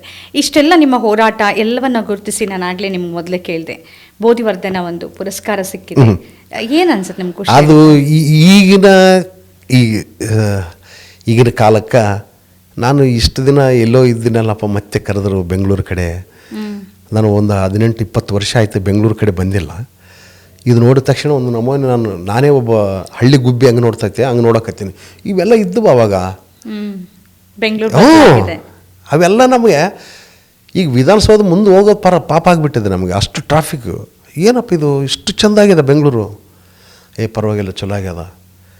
ಮತ್ತು ಯಾಗಿನ ನಾವು ಮಾಡುವಾಗ ಎಲ್ಲಿದ್ದರು ಇವೆಲ್ಲ? ಅವಾಗ ವಿಧಾನಸೌಧ ನೇರವಾಗಿ ಹೋಗ್ತಿದ್ವಿ, ನೇರವಾಗಿ ಬರ್ತಿದ್ವಿ, ಆ ಫೋಟೋಗಳನ್ನು ತೆಗ್ತಿದ್ವಿ. ಈಗ ಹೈಕೋರ್ಟ್ಗೆ ಹೋಗ್ತಿದ್ವಿ ನೇರವಾಗಿ ಒಳಗೆ, ಯಾವ ಕಡೆ ಹೋಗಪ್ಲೇ ಇಲ್ಲ, ಎಲ್ಲ ಕಟ್ಟು. ಈ ಪ್ರಶಸ್ತಿ ನಿಮ್ಮ ಹೋರಾಟಕ್ಕೆ ಮತ್ತಷ್ಟು ಹುರುಪು ಕೊಡ್ತಾ ಇದೆಯಾ ಹೇಗೆ? ಈಗ ಈ ಪ್ರಶಸ್ತಿ ಒಂದು ಏನಾಯ್ತು ಅಂದರೆ, ಇದನ್ನೆಲ್ಲ ನೋಡಿದ ತಕ್ಷಣ ನನಗೆ ಮತ್ತೆ ಇವರೇ ನನಗೆ ಸ್ಫೂರ್ತಿಧಾಮದವರು ಒಂದು ನನಗೆ ಒಂದು ಮತ್ತೆ ಮತ್ತೊಂದು ಸ್ಫೂರ್ತಿ ಸಿಕ್ಕಿದೆ ಹೋರಾಟಕ್ಕೆ, ಮತ್ತೆ ಸ್ಫೂರ್ತಿ ಕೊಟ್ಟಂಗಾಯ್ತು. ಅವರು ನಿಜವಾಗ್ಲೂ ಅವ್ರಿಗೆ ಥ್ಯಾಂಕ್ಸ್ ಹೇಳ್ಬೇಕು. ಈಗ ಮತ್ತೆ ಏನು ಅನ್ಕೊಂಡಿದ್ದೀರಿ, ಅಂದರೆ ಯಾವ ರೀತಿ ಯೋಚನೆ ಇದೆ, ಏನು ಹೋರಾಟ ಮಾಡಬೇಕು ಅಂತ ಅನ್ಕೊಂಡಿದ್ದೀರಿ? ಮೇಡಮ್, ನಮ್ಮದು ಒಂದು ಮಾದಿಗ ಕಮ್ಯುನಿಟಿ ಹೆಣ್ಣು ಮಕ್ಕಳು ಓದಬೇಕು ಅನ್ನೋದು ನಮ್ಮ ಕಾನ್ಸೆಪ್ಟ್. IAS ಆಫೀಸರ್ಗಳಾಗಬೇಕು, IPS ಆಗಬೇಕು, ಉನ್ನತ ಹುದ್ದೆ. ಹೌದೌದು, KS IAS IPS ಈ ಥರ ಉನ್ನತ ಸ್ಥಾನಗಳಲ್ಲಿ ಹೋಗ್ಬೇಕು, ಹುದ್ದೆಗಳನ್ನು ತೊಗೋಬೇಕು. ಇಷ್ಟು ದಿನ ಬೇಡ ಕಷ್ಟ, ನಾವು ಪಟ್ಟಿರ್ತಕ್ಕಂಥ ಕಷ್ಟ ನಮ್ಮ ಮಕ್ಕಳಿಗೆ ಬೇಡ, ನಮ್ಮ ಜಾತಿ ಮಕ್ಕಳಿಗೆ ಬೇಡ, ನೀವು ಕನಿಷ್ಠ ಓದಲಿಕ್ಕೆ ಪ್ರಯತ್ನ ಮಾಡ್ರಿ ಅಂತೇಳಿ ಹೆಣ್ಮಕ್ಳನ್ನ ಜಾಸ್ತಿ ಡಾಕ್ಟ್ರುಗಳಾಗಬೇಕು, ಇಂಜಿನಿಯರ್ಗಳಾಗಬೇಕು. ಈಗ ಉದಾಹರಣೆ, ಸ್ವಂತ ನನ್ನ ಅಕ್ಕನ ಮಗಳು ಮೊಮ್ಮಗ ಇಲ್ಲಿ ಕನಕಪುರದಲ್ಲಿ ಸಿದ್ದರಾಮಯ್ಯ ಸೀಟಿಗೆ ಕುಂತ ದಿವಸ ಅವನಿಗೆ ಆರ್ಡರ್ ಬಂತು.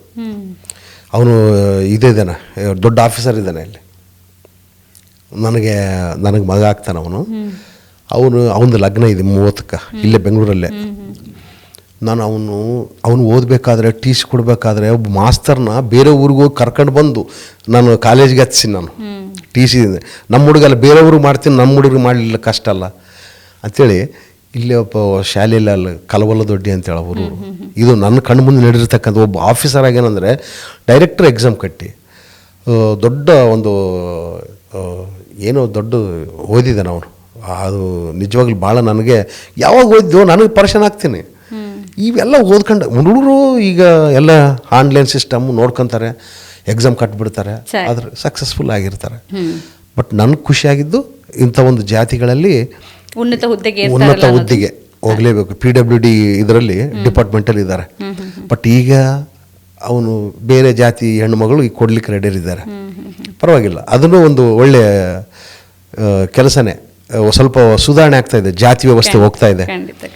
ಅದಕ್ಕೆ ಲಗ್ನಕ್ಕೂ ಬರ್ಬೇಕು ನಾನು 30ಕ್ಕೆ ಮತ್ತೆ ಎಲ್ಲಿ ಬರೋಕ್ಕಾಗೋದಿಲ್ಲ. ಈಗ ಇದೊಂದು ಮುಗಿಸ್ಕೊಂಡು ಹೋಗೋಣ, ನಿಮ್ಮದು ಒಂದು ಇಂಟರ್ವ್ಯೂ ಇತ್ತಲ್ಲ, ಅದಕ್ಕೆ ಬಂದಿದ್ದೀವಿ.